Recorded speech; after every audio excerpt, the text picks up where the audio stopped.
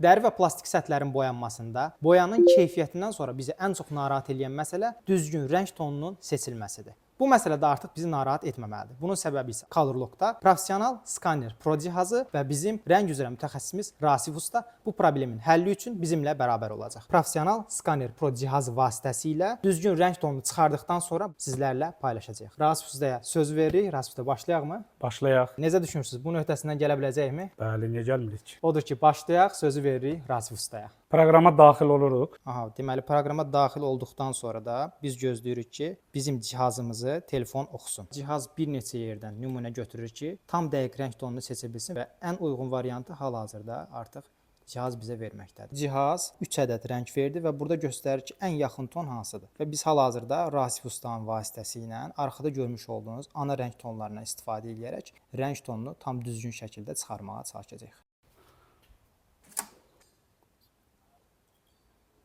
Bu son rəng tonumuzdur, hə usta?